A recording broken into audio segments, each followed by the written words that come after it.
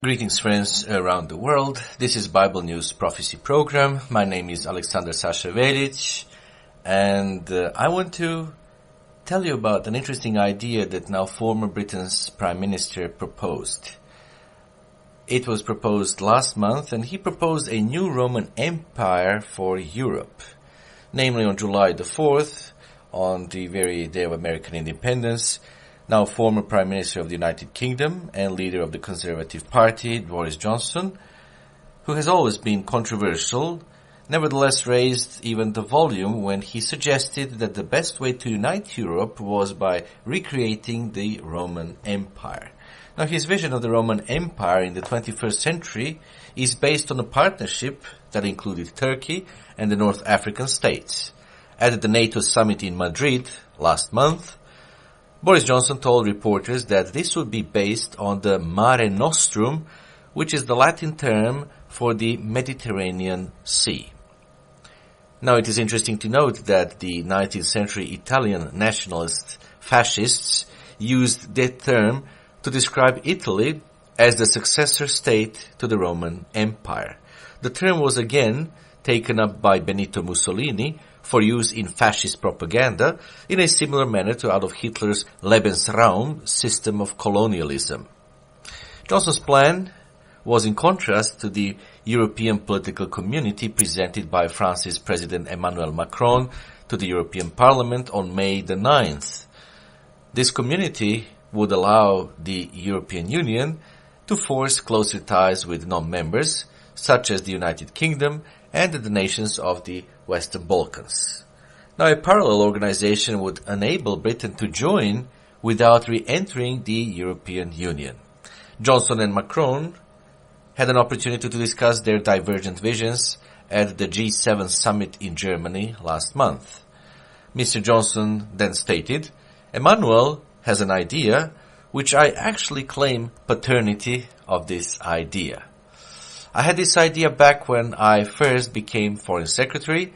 My view is that we should rebuild the whole concept of, so I think that Turkey should be there, I think that Maghreb should be there, and I think we should basically be recreating the Mare Nostrum of the Roman Empire."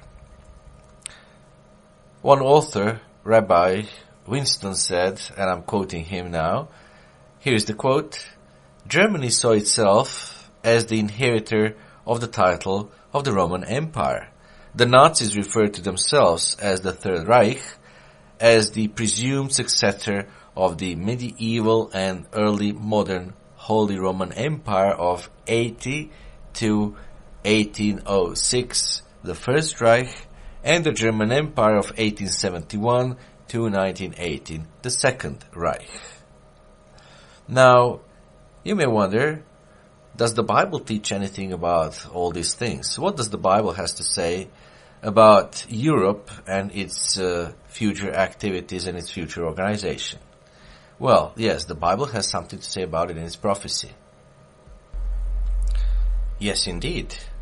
The Bible teaches that Europe will reorganize and essentially be a highly dictatorial revision of the Roman Empire. We have Bible references in Revelation chapter 13, verse 1 through 10, and Revelation chapter 17, verses 12 and 13. And while Turkey will ultimately support this empire, such an empire will not be good for the United Kingdom. Now, Germany has been in favor of something like that, according to a Polish leader, as the following from late December shows.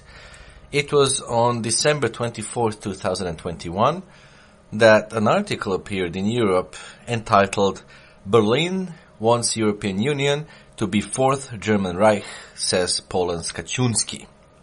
And in the article we read that Poland's national populist leader, Jarosław Kaczynski, accused Germany of trying to turn the European Union into a federalist Fourth German Reich in an interview published in that month.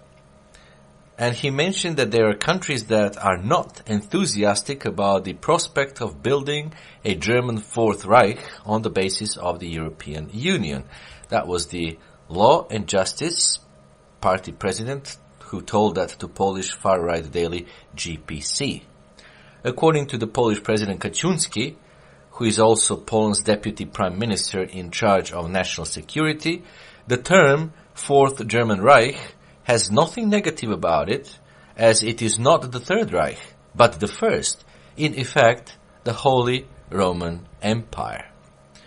During the recent visit of the new German Chancellor, Olaf Scholz, to Poland, his Polish counterpart, Mateusz Morawiecki, described the German coalition government's support for greater federalism in the European Union as, quote, utopian and therefore dangerous, end of the quote, and reiterated that his government, Polish government, backed the concept of a Europe of sovereign nations.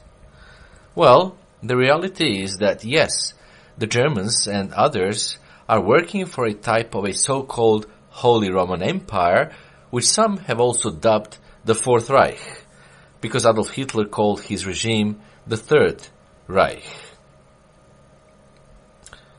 The Germans and other Europeans have been looking to have a revived Holy Roman Empire, as the following attests to.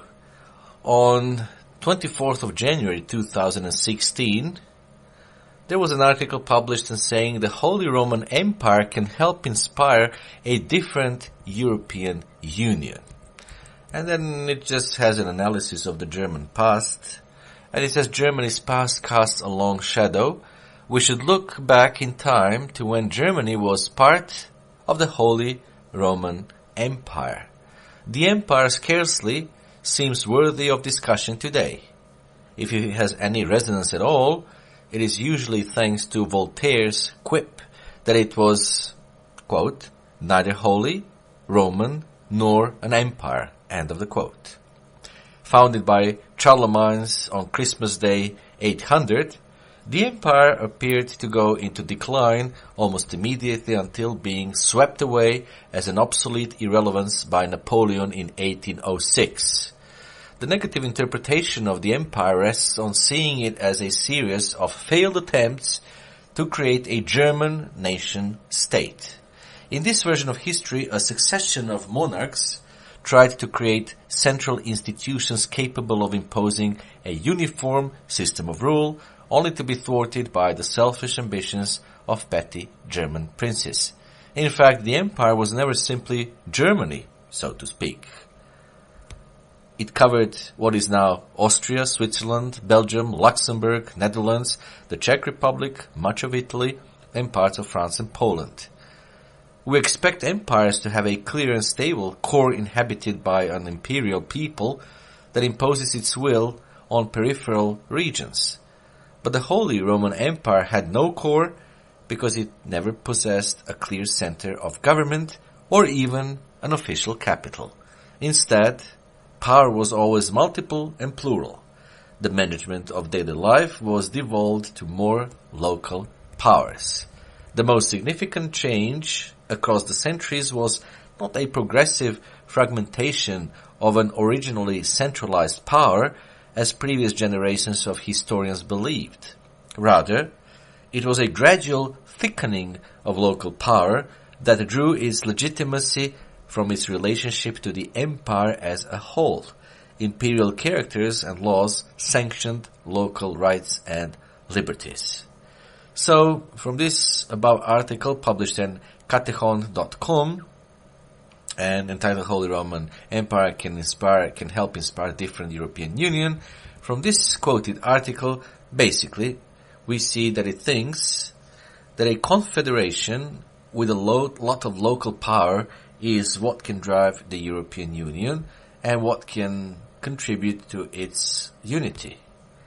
You see, friends, the history is always the teacher of life. You see, throughout the Middle Ages, leaders considered the Church at Rome to be God's chosen instrument in spiritual matters. The Holy Roman Empire was regarded as God's chosen political organization over Western Christendom. Pope and Emperor were regarded as God's vice-regents on earth. And this intimate alliance of church and state served the needs of both institutions. the empire exercised its political and military powers to defend religion and enforce internal submission through religious uniformity.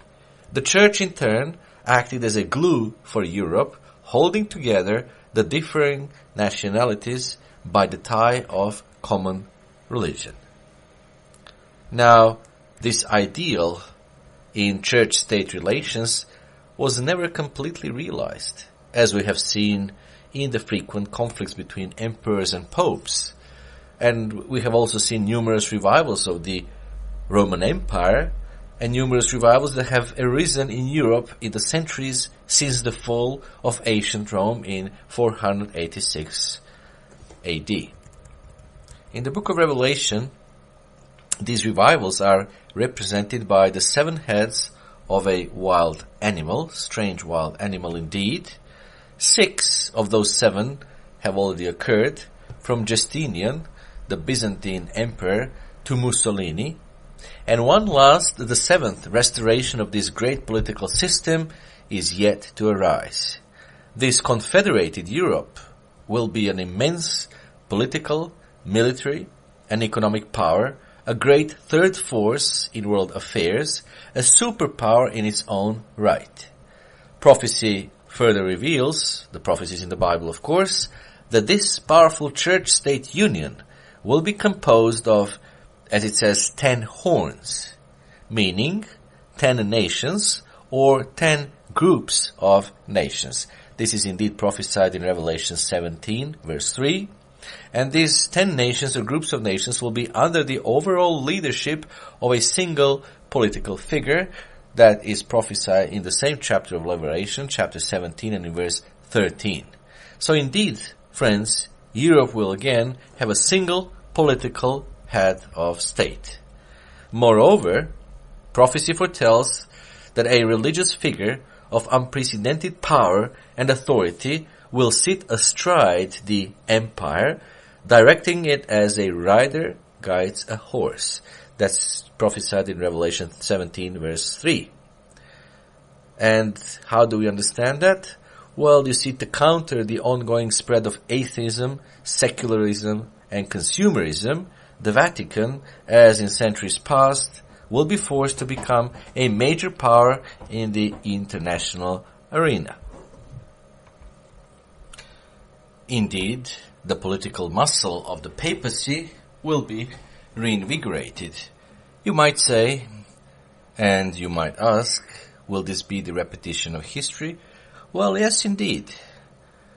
Perhaps you have never understood, my dear friends, that history repeats itself.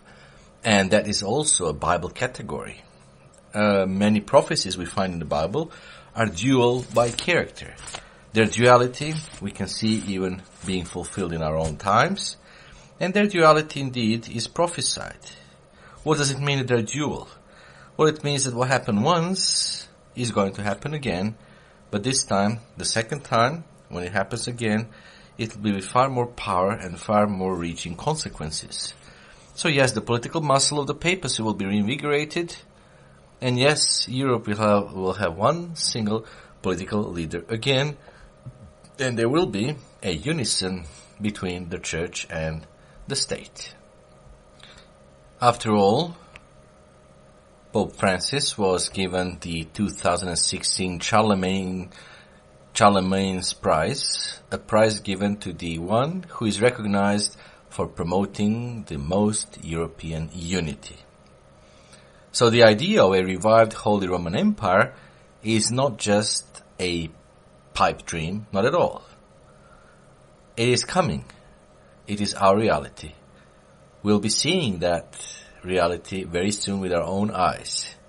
So, stay and keep watch.